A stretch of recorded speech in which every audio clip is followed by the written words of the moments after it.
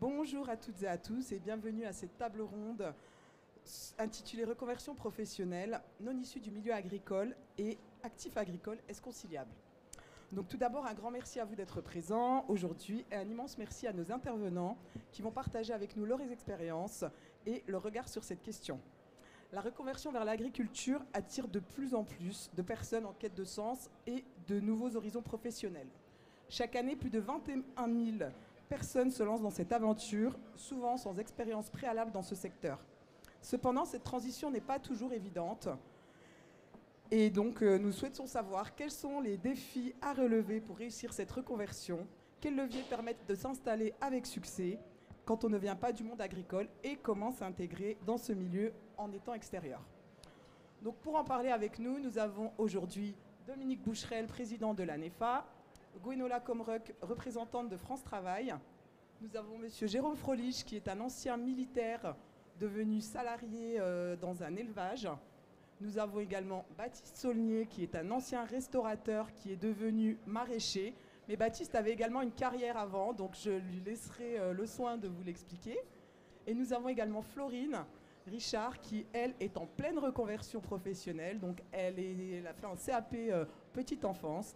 Et voilà, elle va nous expliquer comment ce choix s'est amené à elle et comment elle a pris cette décision. Donc je vais leur laisser la parole dans un instant pour qu'ils puissent se présenter plus en détail. Ensuite, nous structurerons cette discussion autour de 3 grandes questions. Et enfin, nous prendrons un petit moment pour échanger si vous avez des questions. Alors je vais vous proposer de commencer par Dominique Boucherel, président de l'ANEFA, qui va se présenter et qui va également nous expliquer le rôle de l'ANEFA dans l'accompagnement des personnes désireuses de se reconvertir dans l'agriculture. Dominique, je te remercie. Oui, bonjour à toutes et à tous, Dominique Boucherel. Je suis donc le président de l'ANEFA. L'ANEFA, c'est l'association pour l'emploi et la formation en agriculture. Donc c'est un organisme paritaire, je représente le collège salarié. Donc personnellement, je suis salarié dans un service de remplacement et je suis aussi non issu du milieu agricole, même si mes grands-parents étaient agriculteurs. Donc le rôle un peu de l'ANEFA, c'est justement de mettre en avant les métiers et puis d'attirer les gens vers les métiers de l'agriculture et de les mettre en relation entre les employeurs et les salariés ou les néo-salariés. Et voilà, je pense que je vais laisser la parole aux autres intervenants. Merci Dominique. Maintenant, je vais laisser la parole à Gwenola Comruck, représentante de France Travail, qui va également se présenter. Bonjour, alors je suis Gwenola Comruck, je travaille au sein de la direction régionale de Bretagne. Je suis en charge du dossier et ses thématiques de l'agriculture. Alors quelques mots sur France Travail. Vous avez sans doute connu France Travail sous le nom plutôt de Pôle emploi. Notre mission, elle est de faciliter le parcours et l'accès à l'emploi des demandeurs d'emploi. Et on collabore étroitement avec les entreprises, en tout cas pour répondre à leurs besoins de recrutement. Merci Gwenola. On va laisser la parole à Jérôme Frolich, donc ancien militaire. Je vais vous laisser vous présenter. Bonjour à tous. Donc oui, Jérôme Frolich. Donc je suis responsable d'une exploitation agricole dans le Morbihan. Voilà, avec une certaine taille, 6 salariés. Que dire d'autre? Oui, je suis un ancien militaire. Et comme quoi, tout est possible. Voilà. Merci Jérôme. Je vais laisser la parole à Baptiste maintenant, qui va nous raconter un petit peu rapidement son parcours. Bonjour à toutes et tous, merci pour l'invitation. Donc moi je suis de famille basque-bretonne, avec un grand-parent qui était l'aîné d'une fratrie dans une ferme dans le Morbihan, en polyculture élevage. Moi je suis né à Paris. Je suis ancien sportif de haut niveau, j'ai joué en équipe de France jeune et un petit peu senior, en hockey sur gazon, petit sport, donc qui n'amène pas la profession. Et je suis autodidacte en restauration, et au 8e restaurant j'ai voulu adosser un potager, ce qui m'a amené à me former à l'agriculture et à me reconvertir en 2015. Merci Baptiste. Et enfin Florine, qui elle est en plein parcours de reconversion. Bonjour à tous, du coup moi c'est Florine. Moi je suis encore en formation dans l'agriculture, donc j'ai commencé en janvier. Et avant j'ai passé un CAP petite enfance et j'ai travaillé aussi avec les personnes âgées. Et j'avais besoin de changement, de travailler dans la nature et au contact des animaux. Donc j'ai totalement changé de voie et je suis partie du coup dans l'agriculture et je m'épanouis vraiment depuis janvier. Donc c'est super. Super, bah merci Florine, tu vas nous expliquer un peu plus en détail avec les questions qui arrivent. Donc on va démarrer avec la première question. Donc pourquoi et comment avez-vous choisi l'agriculture? Comment vous avez choisi de vous reconvertir? Quel était le déclencheur? Quels ont été les premiers pas? Donc on va continuer comme ça, le sens. On commence par Jérôme, Baptiste et Florine. Merci. Alors moi, je vais être assez simple et court. Je suis tombé amoureux du cochon. Voilà, comme on dit, dans le cochon tout est bon. Non, blague à part, c'est vrai que j'ai fait plusieurs essais avant dans différentes productions, et c'est vrai que j'ai vraiment adoré le cochon. Je le fais vraiment c'est vraiment un métier. C'est ce qu'on dit, c'est des métiers par passion avant toute chose. Évidemment, être animalier, ça tombe sous le sens. Mais non, c'est vraiment l'animal qui m'a plu. Et puis après, avec les années, il y a toute la partie technicité aussi. Aujourd'hui, quand on voit l'évolution des productions en porc, bon, il y a une très grosse technicité. Il faut avoir, on va dire, multicarte à son palmarès. Donc c'est ça qui plaît. Et puis c'est ce qui attire aussi les jeunes qui viennent chez nous. Parce qu'en même temps, on profite pour faire accueillir pas mal de jeunes chez nous. Du milieu agricole et énormément non-milieu agricole. Et juste une petite question en plus, quelles ont été les réactions de votre entourage lorsque vous leur avez annoncé votre reconversion notamment? Le cochon, c'est sale, ça pue, c'est pas bien. Enfin, voilà, moi je suis pas issu du milieu agricole en tant que tel, donc non, mais en fait, en clair, c'est quand on voit ses proches épanouis, bah, je pense que ça roule, quoi. Le reste, ça suit, quoi. Exactement. Merci Jérôme. Baptiste, la même question. Pourquoi et comment avez-vous choisi de vous reconvertir dans l'agriculture? Bah, moi, mon grand-père, c'était un peu la figure symbolique de la famille. C'était mon papé chéri. Donc, je pense que voilà, il y avait des fibres. Et puis, mon père est collectionneur et amateur de vin et très fan de la gastronomie. Donc, voilà, c'est comme ça que j'ai commencé la restauration, avec toujours l'appétence, le sourcing pour connaître l'histoire des producteurs, des vignerons, comment ils produisaient, dans quelles conditions. Donc, j'avais cette fibre-là. Et c'est vraiment un hasard. C'est le fait de vouloir faire comme les grands chefs. Avoir un potager adossé, notamment Alain Passard de l'Arpège, qui a 2 potagers. Et donc, du coup, de fil en aiguille, je me suis dit, je vais faire un potager. Et puis, manque de peau. Très rapidement, dans la première ferme où je suis arrivé, j'ai rencontré Vanessa, ma compagne, qui était dans cette ferme. Et donc, il y a 2 passions. Il y a l'amour de Vanessa, qui m'a dit Paris et la restauration n'est plus très intéressant. Et puis la découverte d'un monde avec des poules, des papillons, des oiseaux, du fumier, des bonnes odeurs. Et donc quand je rentrais par l'autoroute A13 et Paris-La Défense, j'avais plus les mêmes odeurs. Donc le retour aux sources a été assez facile et comme ça. Voilà. Donc vous, pour le coup, l'entourage a été plutôt favorable et vous a bien soutenu, je pense. Ah non. Ils m'ont dit, mais t'es fou, t'es entrepreneur, et puis tu vas devenir apprenti maraîcher, mais pourquoi faire? Mais non, tout le monde a compris. Il y a eu quand même une période de transition où ils avaient besoin d'être rassurés. Et puis après, le tapis rouge s'est quand même déroulé. Moi, j'ai eu l'occasion d'aller travailler aux États-Unis et au Québec. J'ai vraiment des sommités du maraîchage bio-intensif. Donc là, ça rassure. Mais ça pose quand même question les premiers pas dans la transition. Oui, ok, merci beaucoup Baptiste. Et Florine, du coup, pareil, qu'est-ce qui t'a amené à choisir donc l'agriculture? Pourquoi et comment? Et les réactions de ta famille également? Moi déjà en premier temps il y avait mon grand-père qui était agriculteur et du coup moi depuis toute petite j'allais à la ferme, j'étais en contact des vaches. Donc j'aimais déjà beaucoup ça et j'avais même une vache que j'étais propriétaire, donc je m'en occupais quasiment tous les jours. Et j'ai aussi des chevaux, donc depuis longtemps je suis dans le contact de l'animal. Et c'est vrai que c'était pas un choix de base de partir avec les enfants, donc moi ça a toujours été les animaux, donc au début c'était pas... Donc j'ai essayé, ça l'a pas fait du tout et j'en suis vite revenue aux animaux. Et je me suis dit pourquoi pas essayer l'agriculture, sachant que j'étais déjà un peu dans le milieu. Et pour le coup, je m'épanouis à 100% et c'est vraiment le métier qu'il me fallait. Et c'est super. Et la famille a bien réagi à cette annonce? Pas trop. Au début, on m'avait dit c'est pas fait pour toi, tu n'y arriveras jamais. Dans le fait que j'étais très féminine, on m'avait dit tu auras beaucoup de remarques, des préjugés, des choses comme ça. Et je me suis dit je vais passer outre et je vais leur prouver que je suis capable de réussir et qu'on est tous capables en étant une femme, de réussir dans l'agriculture. Donc, Eh ben, merci à toi. On va laisser également la parole à Mickaël Jacquemin, qui est vice-président de la PECITA et qui est présent avec nous autour de la table. Ouais, je suis ravi de participer à cette table ronde et je suis aussi ambassadeur Agri Demain. Et moi, je voulais rebondir à ce qui a été présenté là, sur ces beaux parcours et des reconversions. Et là, on a affaire à des personnes qui ont une volonté personnelle et qui prennent leur initiative pour pouvoir changer de parcours. Et donc, les missions qu'on a à la NEFA et à la PECITA, entre autres, c'est de faire la promotion des métiers, alors sur des reconversions, mais aussi pour essayer d'attirer des jeunes, voire des très jeunes dans nos parcours. Et ça, il ne faut pas qu'on oublie que quand on arrive à cibler dans nos actions un jeune, quand il rentre chez lui et qu'il dit à ses parents qui ne sont pas du tout issus du milieu, ça y est, j'ai trouvé ma voie, demain je serai agriculteur ou salarié agricole. Enfin voilà, il y a tout aussi encore un mécanisme à mettre en place d'acceptation parentale en l'occurrence. Et j'ai envie de dire, ça a du sens d'être ici à Agri Demain, parce qu'Agri Demain, c'est aussi ça, c'est faire la promotion du métier, de nos activités, tout au long de la vie et surtout à 360 degrés. Et quand on dit qu'on est agriculteur, c'est vraiment un beau métier.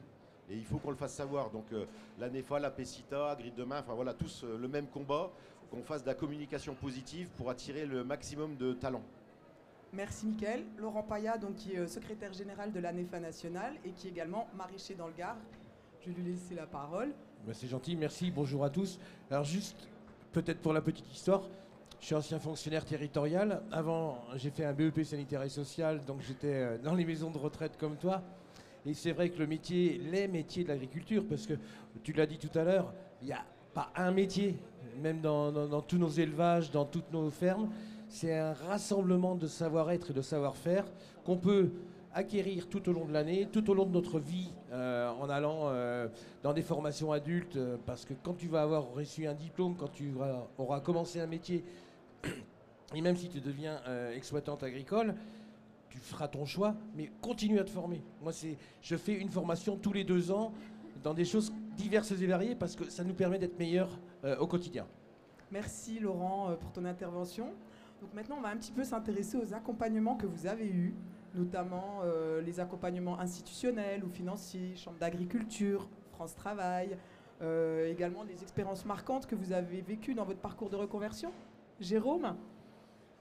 Ouais, moi j'ai eu la chance d'être super bien accompagné à l'époque, il y a quelques années, quelques décennies, par la Chambre d'agriculture. Et à l'époque, c'était la NPE, je suis désolé.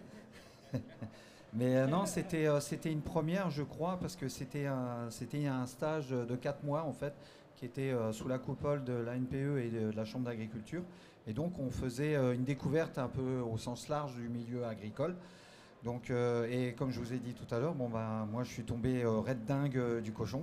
Donc j'ai tout balayé le reste et puis je suis parti après à fond dans les formations. Parce qu'il faut quand même l'expliquer, hein, l'agriculture c'est super, c'est ouvert à tout le monde. Mais il faut expliquer quand même qu'il faut avoir quand même une certaine compétence, une certaine technicité. Moi, en étant responsable aujourd'hui d'une exploitation, c'est ce que je demande. Quand j'ai des gens qui viennent chez nous, je demande ça. Parce qu'aujourd'hui, voilà, il y a une telle évolution du milieu agricole, mais que tout le monde se rassure, des formations, il y en a pléthore, et de toute façon, comme l'a dit Laurent, de toute façon, on n'a pas le choix aujourd'hui, on est obligé de se former. C'est comme ça. Moi, je sors tout juste de 4 jours de formation RH-DRH. Donc voilà, même à 53 ans, on a encore plein de choses à découvrir et à apprendre. Exact. Donc voilà, non, j'ai eu vraiment la chance, moi, d'avoir aussi bien des éleveurs. Bon, aujourd'hui, moi, je me suis un peu lancé, je suis salarié agricole, mais aussi, je me suis investi aussi dans le milieu, puisque je suis élu à la Chambre d'agriculture.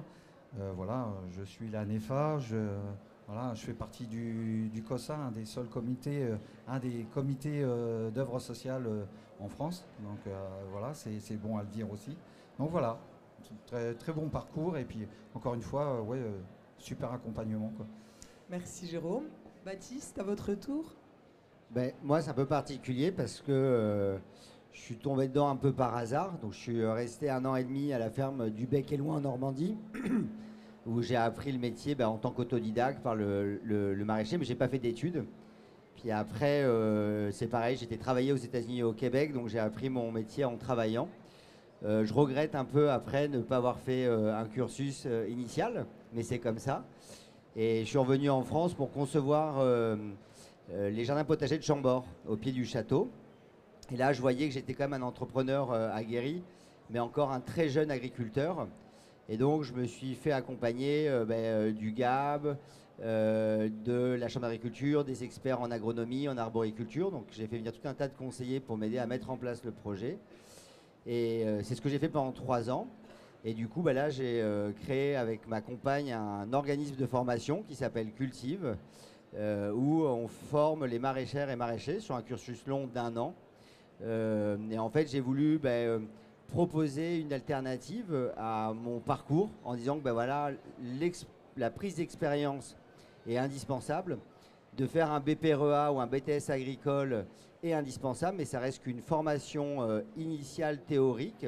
Et donc, il faut des formations plus pratiques. Donc, c'est ce qu'on propose avec Cultive, parce qu'il n'y a que les mains dans la terre ou en élevage ou en faisant du céréal qu'on sait si c'est un métier qu'on a envie de faire dans le temps. Et nous, maraîchers, on travaille sous les canicules, sous le gel, à genoux. Donc, la terre est basse. Il faut aimer désherber des carottes. Mais donc, voilà, il y a tout un parcours métier. Moi, je dis souvent, ce n'est pas une formation, c'est un parcours métier qui nous amène à être agriculteurs. Vous parliez du Québec notamment. Il y a des différences de façon de travailler ou c'est vraiment similaire un petit peu à ce qui se fait en France peut-être ou...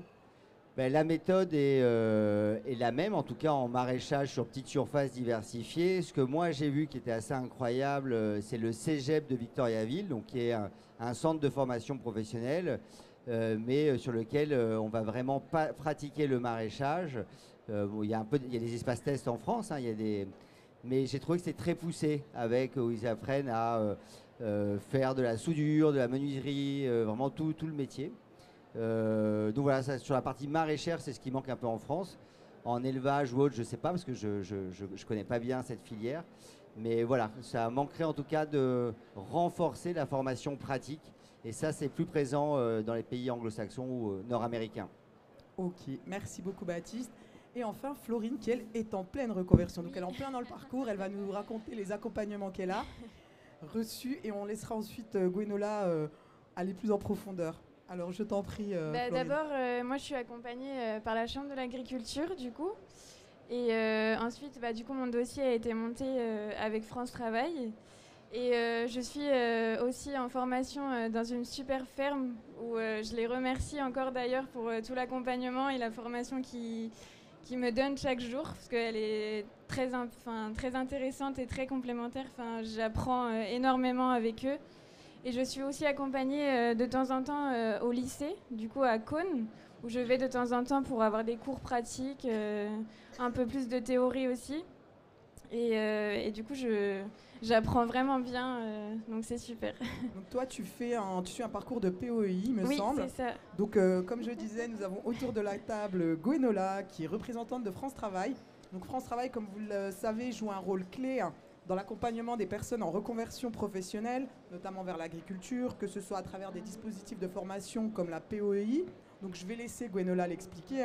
C'est la préparation opérationnelle à l'emploi individuel et d'autres aides, notamment à l'insertion professionnelle. Leur mission, c'est vraiment d'aider à sécuriser ces personnes qui sont en parcours de transition. Et donc je vais laisser la parole à Gwenola, qui va nous expliquer plus en détail comment France Travail accompagne ces reconversions. Merci Gwenola. Merci Afida. Alors, c'est vrai que France Travail est là pour accompagner, en tout cas, à ouvrir de nouveaux horizons auprès des demandeurs d'emploi. Ça, c'est, une mission que l'on a. Et je crois que vous en êtes tous un peu le témoignage. Pour ouvrir de nouveaux horizons au public qu'on accompagne, on va créer des opportunités. On va mettre en place des découvertes de métiers en particulier, avec par exemple des visites d'exploitation. On va mettre en place des événements tout au long de l'année, partout sur le territoire français, avec nos partenaires, au travers des journées des métiers de l'agriculture et du vivant, par exemple. Donc ça, c'est une première étape pour justement offrir le maximum d'opportunités et vraiment découvrir la diversité des métiers de l'agriculture, parce qu'il y en a plus de 100. Ça, c'est beaucoup 800, plus. on a un gros panel de métiers dans l'agriculture si on prend tous les secteurs confondus. Et voilà, il y a aussi du RH, il y a aussi de la compta, il y a de la com, il y a tous ces métiers aussi autour qui ne sont pas forcément agri, mais qui participent à la vie des exploitations. Voilà. Alors, donc, vraiment vous ouvrir de nouvelles opportunités au travers de découverte des métiers. Et puis, après une découverte des métiers, comme le disait, hein, c'est vraiment un parcours pour aller dans l'agriculture. Et quelquefois, ça passe par une formation. Ça passe par des dispositifs de formation tels que ce que tu as pu faire, hein, la préparatoire opérationnelle individuelle. C'est un parcours de formation qui est vraiment un peu du clé en main pour l'entreprise et pour la personne, parce que c'est un parcours qu'on construit avec le demandeur d'emploi, au vu de ses besoins, au vu aussi de la structure qui a spécifiquement aussi les besoins en termes de formation. C'est des parcours qui peuvent aller de 450 heures et jusqu'à 600 heures. Ça peut prendre la forme de tutorat, ça peut prendre la forme d'une formation dans un organisme externe, ça peut prendre la forme même d'une formation dans un organisme interne. L'objectif pour France Travail, comme pour l'entreprise et comme pour la personne, c'est que finalement ce soit tous gagnant-gagnant. C'est que la personne elle puisse accéder à l'emploi, en tout cas l'entreprise puisse trouver son candidat et surtout que la personne puisse savoir et se réaliser dans son projet. Merci en tout cas Gwenola pour ces explications très claires. Donc on va passer à la suite. Donc on aimerait également savoir, donc, une fois la reconversion terminée, donc là ça va plus concerner Jérôme et Baptiste, mais j'aurai des questions également pour toi Florine. Quels sont du coup les bénéfices et les leçons que vous en avez tirées aujourd'hui? Le regard actuel que vous avez sur le métier, bon, je pense qu'il est très positif, hein, vu vos premiers retours. Et les défis aussi du quotidien. Oui, les défis, il y en a, oui. Oui, ça c'est clair que, justement, aujourd'hui, si moi, sur l'exploitation, on accueille des jeunes gens, et pas que d'ailleurs, c'est tout âge est confondu, c'est pour un peu comment anticiper pour l'agriculture de demain, parce que on demande de la main-d'œuvre et on est un peu comme tout le monde, hein, on est un petit peu en peine des fois de retrouver des salariés. Donc la moindre des choses, moi aujourd'hui à mon niveau, je me permets d'ouvrir notre exploitation. Alors on a des accueils, on va dire ciblés sur des BTS, BTS PA, BTS Axe, ingénieurs et il y a encore pas longtemps, on a un partenariat avec l'ENA d'Angers pour des étudiants à l'étranger. Mais non, c'est vraiment pour nous l'enjeu de demain, c'est ça. C'est de pouvoir continuer à exploiter, travailler correctement et dans de bonnes ambiances. Parce que c'est un peu le but chez nous, en tout cas, c'est d'amener un petit peu cette ambiance-là assez sympathique. Toutefois bien professionnel, mais voilà, on essaye de faire des efforts dans ce sens-là. Sinon, l'épanouissement de tous les jours, hein, je pense que ça c'est primordial. Moi j'ai la chance de me dire que le dimanche soir, je suis heureux d'aller au boulot le lundi matin. Je pense pas que c'est le cas de tout le monde. Donc ça je pense que c'est peut-être ça que je retiens, c'est de m'éclater dans mon boulot. Et puis moi j'ai une chance phénoménale, c'est d'avoir des collaborateurs et collaboratrices, parce que nous avons énormément de femmes qui viennent à l'exploitation. Et donc, c'est des gens avec qui il y a passion commune. Donc, non, c'est super sympa. Ouais. Un vrai épanouissement personnel, là, pour le coup. Ah oui, là, aujourd'hui, ouais. Ouais, j'ai pas, comme je dis, j'ai pas eu la chance de pouvoir m'installer, mais j'ai eu la chance d'avoir des exploitants qui me font confiance. Et aujourd'hui, voilà, je suis responsable d'une exploitation. Encore une fois, avec 6 salariés, avec tout ce que ça comporte en responsabilité. Et en fait, je fais comme si l'exploitation, il était à moi, quoi. Voilà. Je pense que c'est clair. Baptiste, alors on voulait savoir, vous, les bénéfices que vous avez tirés de votre conversion, quelles leçons en avez-vous tirées, les défis et les réalités du quotidien également? Déjà, une bonne chose, c'est une femme et 2 enfants.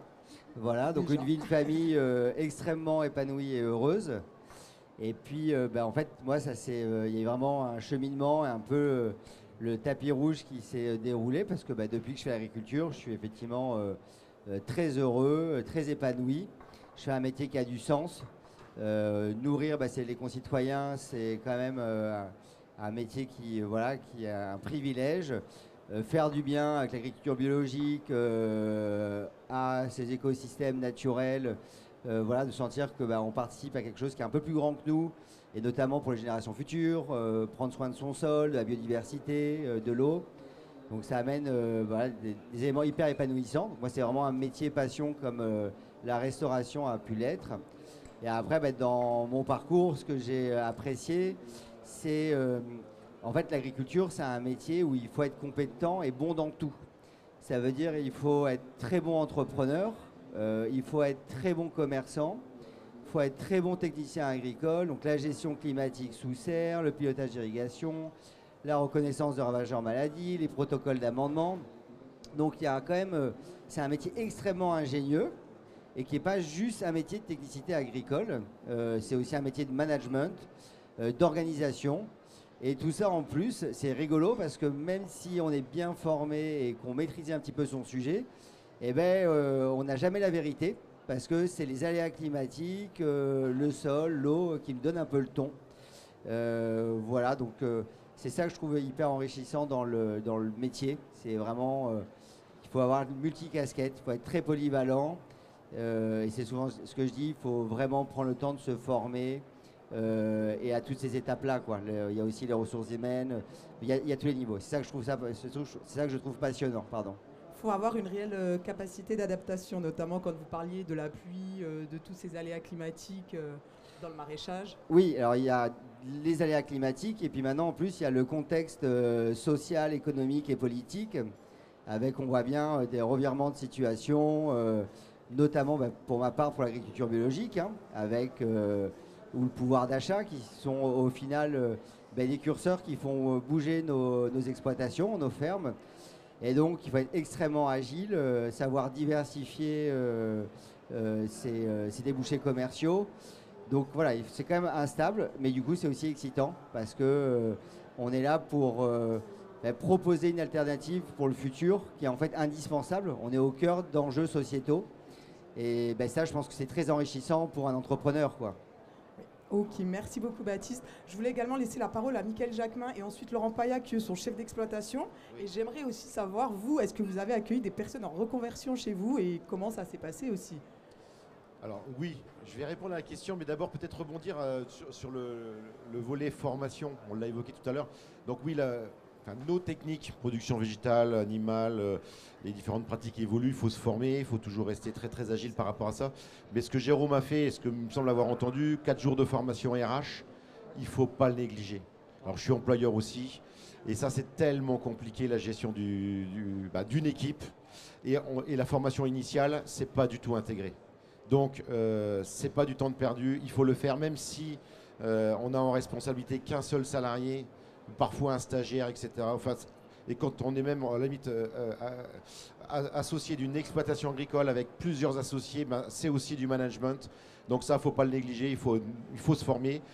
Et parfois, ça peut permettre de fidéliser des salariés. Et le premier salarié qui reste sur l'exploitation, c'est un salarié qu'on n'a pas besoin de recruter. Donc voilà, Jérôme a l'air de savoir de quoi on parle. Et donc je suis aussi éleveur de porc. Donc il y a 5 salariés sur l'exploitation d'élevage de porc. Donc c'est aussi un beau challenge. Et la question c'était, l'accueil. Oui, l'accueil énormément.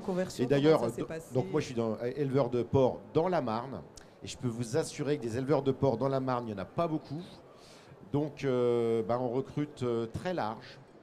Les personnes qui ont envie de s'impliquer, pas forcément du milieu agricole d'ailleurs, et souvent rarement du milieu agricole, grâce à France Travail, donc ils nous mettent en relation. Premier stage de découverte, et puis ensuite, c'est souvent formation sur le tas, sur l'exploitation, sur l'entreprise, et avec des dispositifs de financement de notre OPCO qui est OCAPIAT, donc ça s'appelle Défi Emploi, qui nous permet en fait de financer une partie du temps qu'on y consacre, nous, en tant que chef d'entreprise, pour accompagner les jeunes entrants, et leur apprendre le métier. Et puis une fois que tout ça c'est bien mis en place, après on arrive à trouver des centres de formation. Alors plutôt à l'ouest, parce que la Bretagne est quand même bien identifiée comme l'élevage de porc. Et on va former nos salariés à l'ouest pour que ils reviennent avec beaucoup de compétences.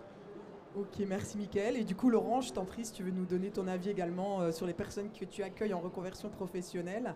Alors très simplement, José, ancien tailleur de marbre. Paola, animatrice jeunesse. Philippe, ancien ambulancier. Carolina, vendeuse en boulangerie-pâtisserie. Et Petit Louis est le seul qui n'a pas eu de métier avant, mais il a fait une formation de plombier. Donc voilà, ça vous donne un peu le panel de mon équipe permanente.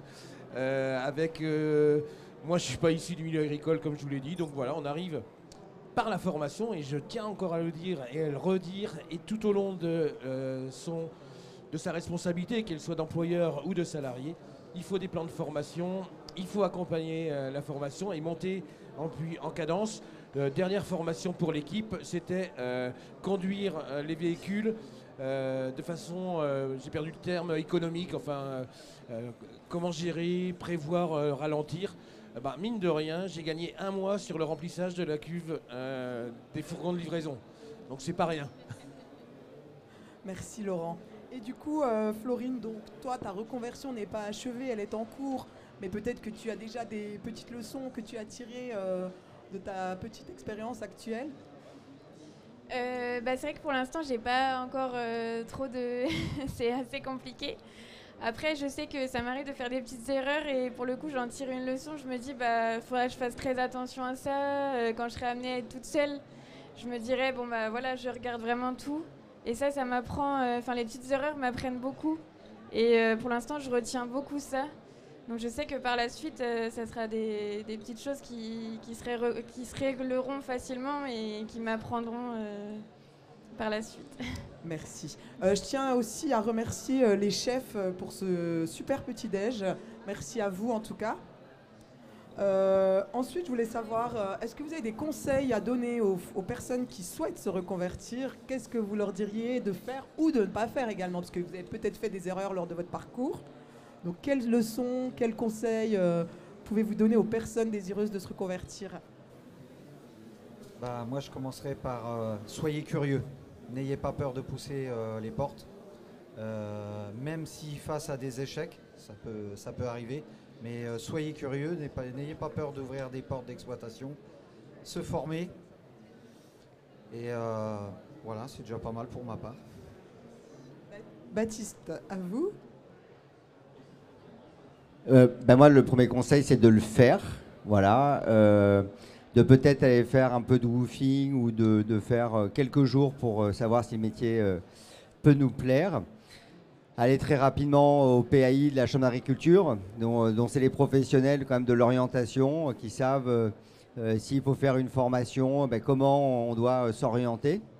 Et puis se former, prendre le temps de se former, et surtout quand on veut s'installer, parce que nous, c'est des fermes sur petite surface, donc il y a beaucoup qui veulent, les non issus du milieu agricole, qui ont fait souvent, nous ceux qu'on forme, ils ont bac plus 3, bac plus 5. Donc finalement, ils veulent avoir leur ferme, c'est quand même un but. Mais une fois qu'on s'est installé, on investit, on a un crédit, il faut ouvrir le tiroir caisse. Et c'est un peu plus compliqué en termes de pression. Et donc ces temps de formation, ils sont précieux, parce qu'une fois que le tiroir caisse est ouvert, c'est un peu trop tard pour aller chez un mentor et puis prendre de l'expérience. Et donc, voilà, c'est vraiment prendre le temps de ce parcours, de d'abord se former en théorie, se former en pratique, prendre de l'expérience chez des gens qui sont plus expérimentés que nous, qui vont nous transmettre leur savoir. Et puis après, à sauter à pieds joints dedans. Et moi, je suis hyper épanoui et heureux. Donc forcément, je dis à tout le monde, foncez, allez-y. C'est le métier certainement le plus noble du monde. Merci Baptiste. Je vais laisser la parole à Laurent Paya. Ah pardon, excusez-moi. Oui, moi Alors, c'est Denis. Je vous laisse vous présenter. Voilà, Denis. Donc moi je suis agriculteur dans le pays de la chocolatine.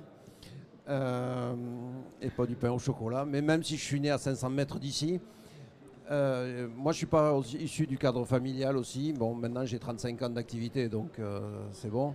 Et je suis aussi intervenant et formateur dans des écoles d'ingénieurs, et justement où j'accompagne des gens qui veulent s'installer après. Donc moi ce que je veux dire, c'est qu'évidemment c'est la même chose, c'est surtout de partir partout. Et c'est surtout de ne pas reprendre une exploitation, mais de prendre une exploitation. C'est juste ces deux petites lettres, il faut vraiment l'avoir. C'est que quand les gens ont un projet, et c'est là où je ne suis pas d'accord, parce qu'il y a beaucoup de codes à la Chambre d'agriculture, des habitudes qui sont prises. Et justement, il faut avoir son projet et puis le défendre bec et ongle. Et c'est surtout se faire confiance. Et à partir du moment où on se fait confiance, et après aller se former ailleurs. Mais il faut arrêter de compter sur les autres et surtout de ne pas se faire trop aiguiller par les autres.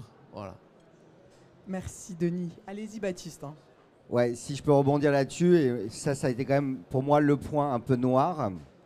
Il y en a un, il en faut toujours un, mais quand un modèle agricole n'est pas connu, on a du mal à y croire, on a du mal à se faire accepter. Et donc là, je rejoins le fait que nous, on s'est battu bec et ongle pour dire que oui, le maraîchage sur petite surface, c'était viable économiquement, c'était vivable. Mais les banques, les chambres d'agriculture, des groupements d'agriculteurs ont eu du mal au départ à nous accepter dans le paysage, parce que c'est peu connu. Et donc effectivement, je rejoins ça, il faut y croire et aller au bout de ce qu'on veut et pas être toujours dans le dogme ou dans ce qu'on nous dit de faire. Voilà. Laurent ? Juste un petit mot. C'est inscrit et c'est marqué sur mon exploitation partout, sur les tasses de café, sur les frontons. Quoi que tu rêves d'entreprendre, commence-le. Je crois que c'est une maxime qui va très bien à l'agriculture. Il faut oser. Quand je me suis installé en 97, ça commence à être un petit peu loin. Tout le monde devait s'installer en Viti, dans le sud de la France, en Viti et en cave-cope. Je me suis installé en maraîchage. Aujourd'hui, on a une coopérative qui est relativement importante. On a installé plus de 60 jeunes en 10 ans. La moyenne d'âge de la coopérative est à 45 ans. Donc franchement, voilà, c'est ce que j'ai envie de dire. Quoi que tu rêves d'entreprendre, commence-le. On était 3 au départ. On est 70 aujourd'hui et ça fonctionne. Merci Laurent. Je voulais juste ajouter quelque chose également. Nous, à l'ANEFA, c'est ce que disait Jérôme, je crois.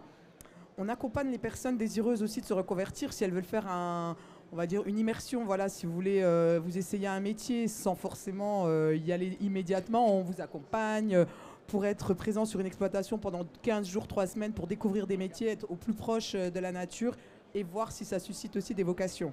Donc il ne faut pas hésiter, si vous souhaitez vous essayer à l'agriculture, de vous adresser aux ANEFA, aux chambres d'agriculture et également France Travail, qui propose également des accompagnements. Gwenola, si tu veux reprendre la parole. Moi, je voulais vous partager une action qu'on a conduite juste hier, qui s'appelle AgriDay, à la Maison de la Bretagne.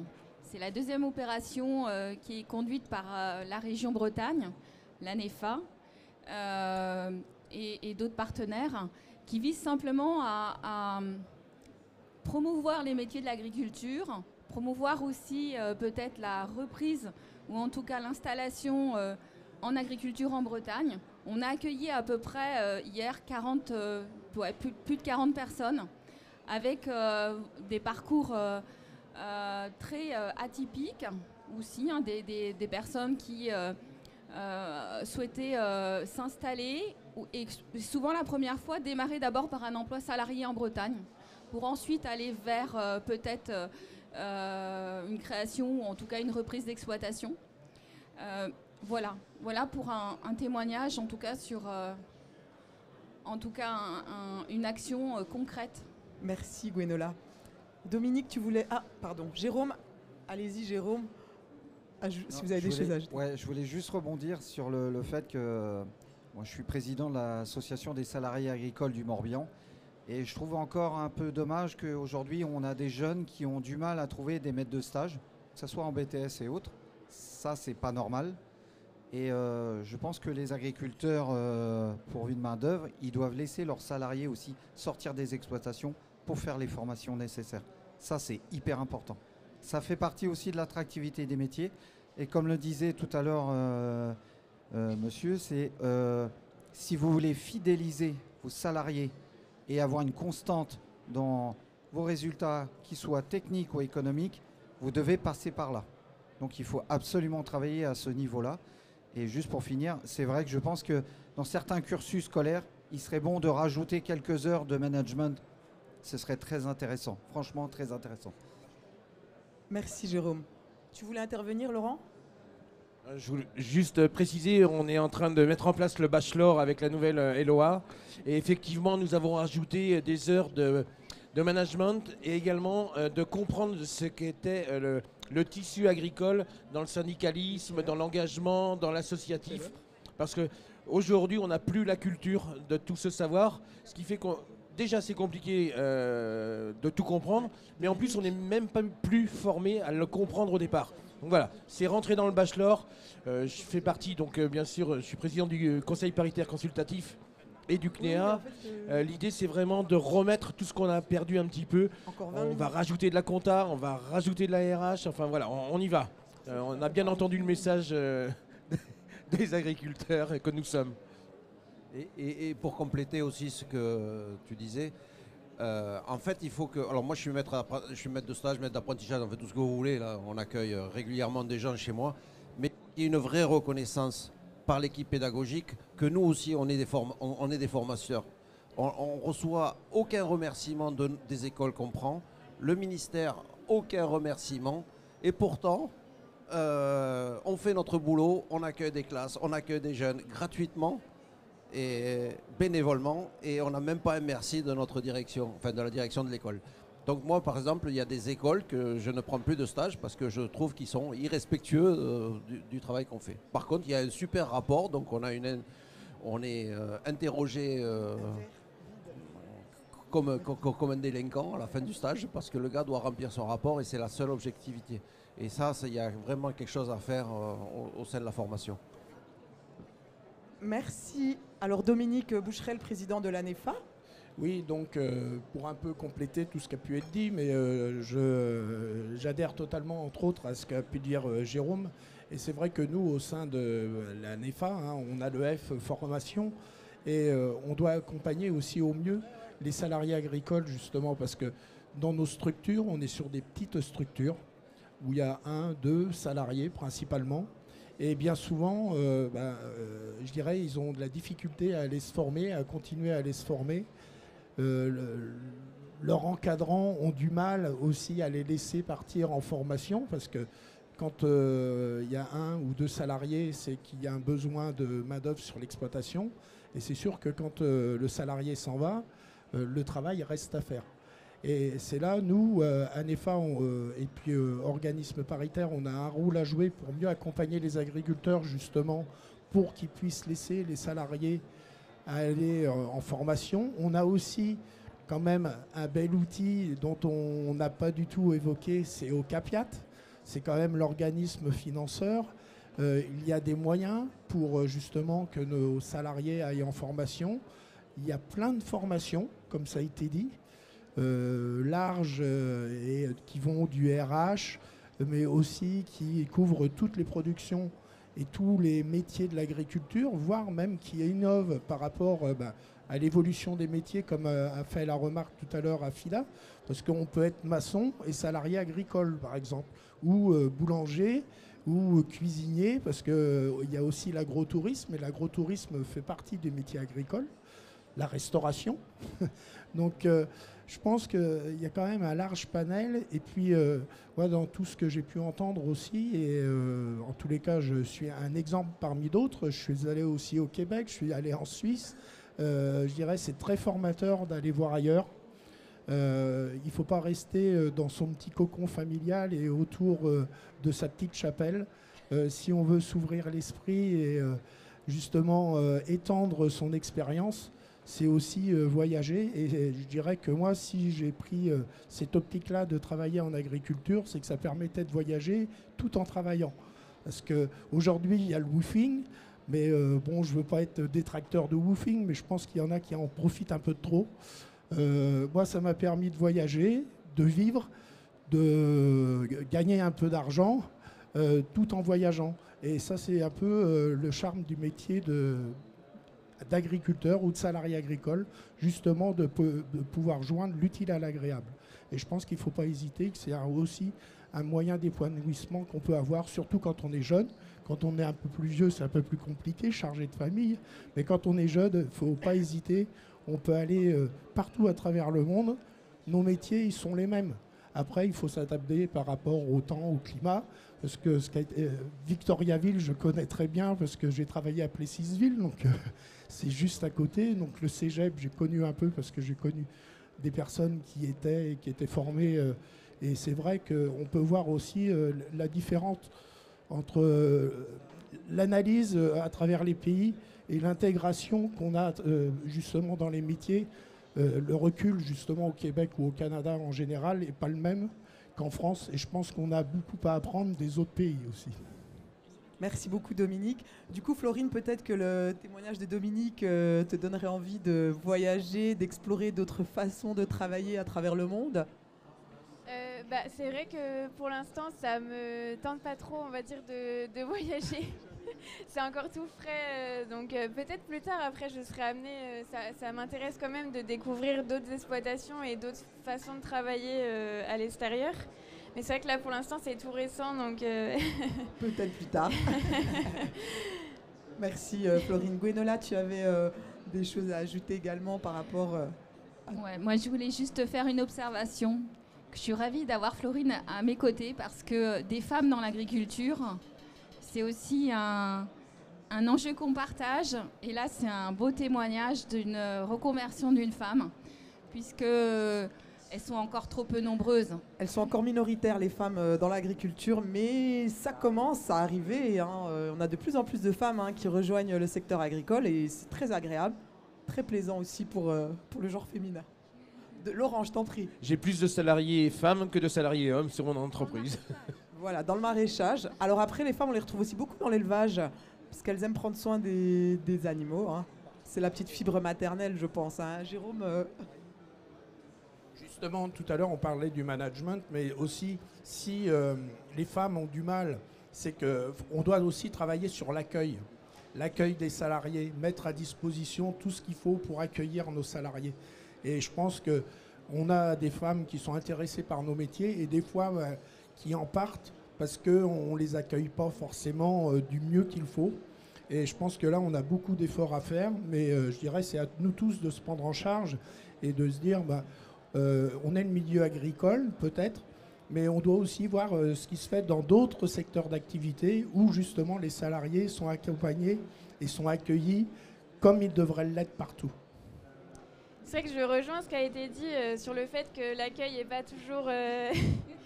J'ai pu avoir un échange, on va dire, pas très cool au lycée, où j'ai été un peu, on va dire, il y a eu des préjugés qui ont été faits. Parce que j'avais jamais conduit de télesco, de tracteur, donc forcément la première fois c'est pas toujours évident. Et on m'a regardé et on me dit mais t'es sûr que tu veux être dans l'agriculture parce que je pense que c'est pas fait pour toi. Et au final j'ai rien dit sur le moment et j'ai fait mon exercice, j'ai fait tout ce qui a été fait. Et à la fin le gars il me regarde et il me dit au final je retire ce que j'ai dit parce que tu te débrouilles vraiment pas bien, enfin vraiment bien avec les tracteurs et j'ai eu peut-être des préjugés un peu trop vite. Et j'ai répondu gentiment, en fait, c'est l'aspect physique d'une personne ne fait pas ses capacités au travail. Et c'est ça que je trouve ça dommage, c'est qu'on juge sur un physique. C'est vrai qu'au premier abord, je peux paraître un peu... je peux comprendre que ça peut porter à confusion. Mais je veux dire, j'ai toujours eu un rapport avec l'animal depuis mon enfance. Les tracteurs, je les manipule, on va dire, ça fait très récemment et j'y arrive quand même plutôt bien. Et je veux montrer qu'une femme peut réussir dans l'agriculture et c'est ça que je trouve important et j'incite les femmes à aller de plus en plus dans l'agriculture parce que c'est important de prouver qu'on est capable aussi et qu'on a une place dans l'agriculture. On a notre place, vraiment. Non, puis surtout qu'il y a certains secteurs d'activité qui l'ont démontré. Il y a 20 ou 30 ans, dans le transport ou la logistique, on comptait les femmes sur les doigts d'une main. Maintenant, on en voit de plus en plus. Donc, c'est la preuve que quand on a la volonté, on peut accueillir aussi bien des hommes que des femmes. Et ça se fait naturellement. Et ça doit se faire naturellement. Merci Dominique. Vous voulez ajouter quelque chose par rapport à ça, Jérôme ? Non, moi je ne fais que conforter ce que j'ai entendu sur le fait que les femmes arrivent en milieu agricole. Moi j'en suis plus que convaincu puisque j'ai une personne au nom de Laura qui me seconde sur l'exploitation et qui le fait très bien et en plus qui a une tendance à adoucir les mœurs quand il y a des fois une certaine tension sur l'exploitation. Donc ça crée un joli équilibre. Non franchement c'est... après comme tu disais, je pense qu'il faut aussi avoir un accueil à un moment donné propre et serein. C'est-à-dire avoir des locaux, des choses qui paraissent peut-être évidentes pour beaucoup de gens, mais qui ne le sont pas encore aujourd'hui dans toutes les exploitations. Et c'est ce qui fait la différence. Et encore une fois, c'est ce qui fait que vous allez avoir des exploitations qui sont à même à recevoir, à accueillir du monde pour travailler ou en stage. Parce que les stages aussi, la qualité des stages, c'est hyper important. Merci Jérôme. Vous voulez ajouter quelque chose également sur la thématique? Parler de la place des femmes dans les exploitations, le fait que les femmes arrivent un peu plus nombreuses dans le secteur agricole. Alors, il y en a beaucoup qui arrivent. C'est les chefs d'exploitation, c'est souvent en fait quand il y a mari et femme. Donc il y a des fois des chiffres qui sont un petit peu tronqués quand même. Il ne faut pas non plus le perdre. Mais aujourd'hui, enfin, je sais que de chez nous, il y a des femmes qui montrent d'ailleurs qu'elles sont capables de faire exactement des choses comme nous et les hommes, et largement des fois bien meilleures, parce que justement elles ont ce côté un peu moins excité et beaucoup plus sérieuse, et surtout beaucoup plus proche de l'administratif. Et sachant que nous, dans les exploitations agricoles, il y a beaucoup d'administratifs, et que souvent nous les hommes on préfère conduire le tracteur que de remplir le dossier, et souvent les femmes sont beaucoup plus performantes et finalement donc obtiennent beaucoup plus de subventions et ont une plus grande réflexion. Donc c'est vraiment très intéressant de travailler avec elles. Moi, c'est vrai qu'on a énormément de stagiaires femmes qui viennent nous voir des écoles. Bon, les écoles, enfin moi je suis souvent des écoles d'ingénieurs, donc elles sont sélectionnées un petit peu par apprendre par cœur. Donc évidemment, il y a beaucoup plus de femmes que de mecs. Mais elles sont très volontaires. Et quand même, il y en a beaucoup qui ont peur encore. C'est la peur de mais moi, exactement comme tu as dit, mais moi, voilà. Je ne sais pas conduire un tracteur, donc est-ce que vous allez me prendre, etc. Et bon, mais ça change, c'est bien. Je voudrais bien le retour de Baptiste, parce que monsieur travaille avec madame, je crois. Oui, et c'est génial. Voilà. Nous, on est des pots de colle, donc on aime bosser ensemble. Moi, depuis que je fais ce métier-là, alors contrairement à la restauration, c'est quand même très masculin. En maraîchage et sur petite surface, c'est vraiment 50-50. Il y a autant de femmes que d'hommes. Nous, on ne fait pas la différence. Et on a accompagné de 19 ans à 50 ans. Voilà. Et l'exemple de Sandra Pugh, c'était rigolo parce que elle a 50 ans. Elle s'est reconvertie. Et en fait, elle mettait à l'amende en portant des caisses, en allant récolter plus vite, en gérant. Donc, ce n'était pas l'administratif. Là, c'était vraiment sur la production, où elle était bien plus performante que les autres. Donc nous, on ne fait pas du tout de différence entre hommes et femmes, et on fait plutôt attention à la complémentarité. Voilà, chacun, ces petites fermes où on a quasiment 5 ETP, et donc il faut un bricolo, il faut un stratège, un administrateur, et on aime bien avoir la complémentarité des profils qui fait d'une équipe, qui va faire qu'une équipe qui est plus forte. Plutôt que de le penser en individualité, ça marche très bien. Mais voilà, pour nous, il n'y a pas de différence entre hommes et femmes, c'est pareil. Et naturellement, c'est 50-50, multigénérationnel. Donc, on est ravis de porter ça. Merci beaucoup, Baptiste. On va bientôt clôturer cette table ronde. Donc, si vous le souhaitez, on va faire un tour de table. Si vous avez un petit mot à dire, un petit conseil à donner.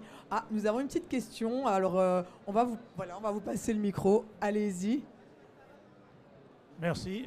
On a abordé beaucoup de sujets, mais pas celui du revenu paysan, alors que les négociations sont de plus en plus difficiles entre les enseignes de la grande distribution et leurs fournisseurs. Alors moi, j'ai envie de demander à Jérôme Frolich, j'ai cru comprendre que vous étiez salarié, et j'aimerais savoir, comme observateur, ce que vous pensez du fait que, par exemple, en 2022, quand les prix des céréales étaient au plus haut, le prix du kilo de carcasse de viande de porcine était au plus bas.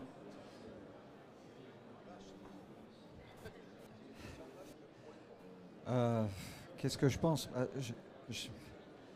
J'ai mon avis personnel, mais je pense que ce n'est pas forcément l'endroit et le moment pour échanger là-dessus.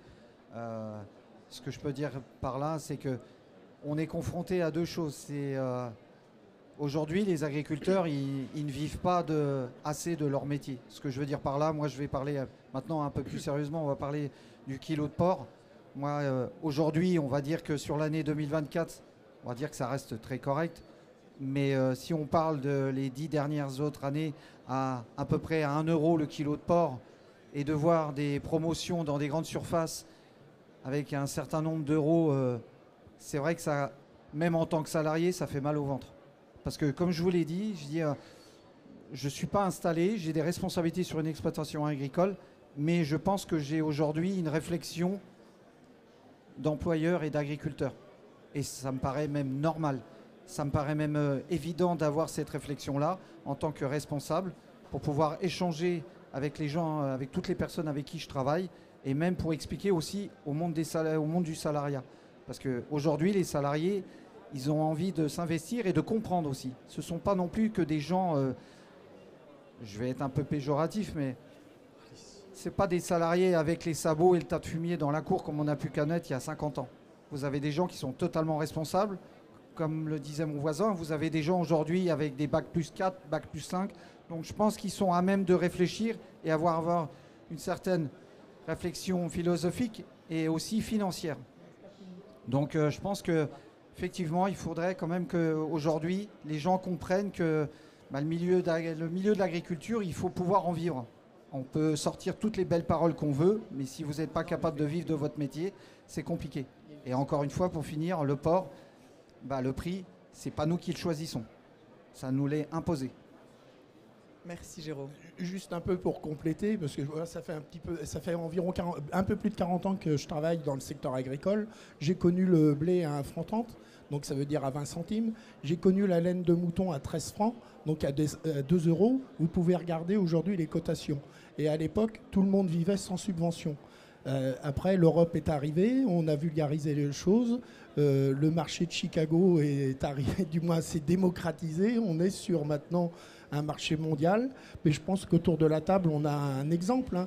Les gens peuvent travailler autrement avec un autre modèle économique. Donc après, il faut savoir ce qu'on veut. Mais on a évolué. Maintenant, chacun a des possibilités. Le premier des politiques, de toute façon, c'est le consommateur.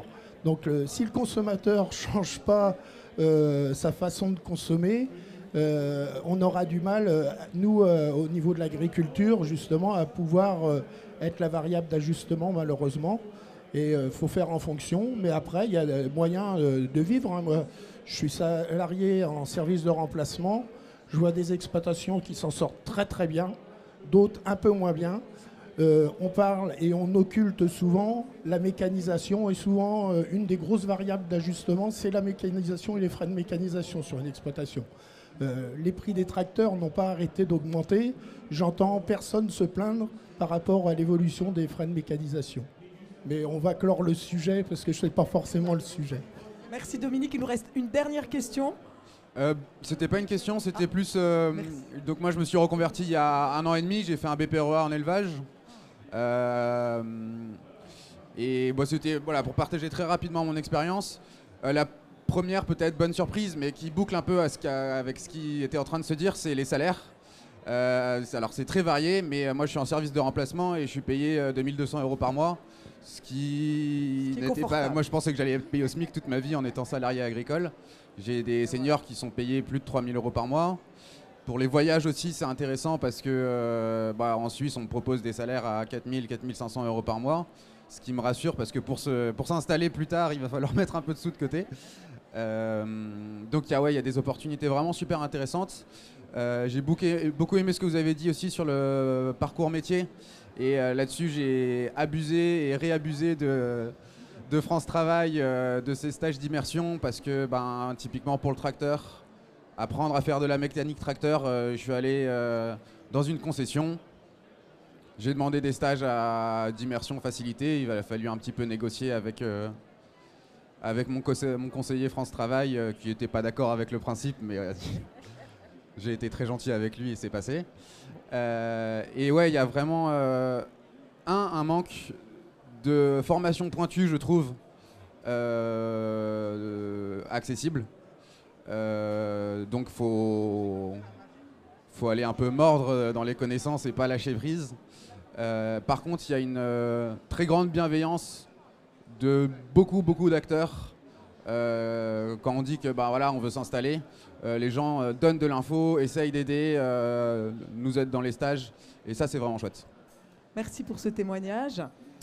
Donc nous arrivons déjà à la fin de cette table ronde qui était très très intéressante et je tiens tout d'abord à remercier chaleureusement nos intervenants pour leur témoignage et leur partage précieux d'expérience.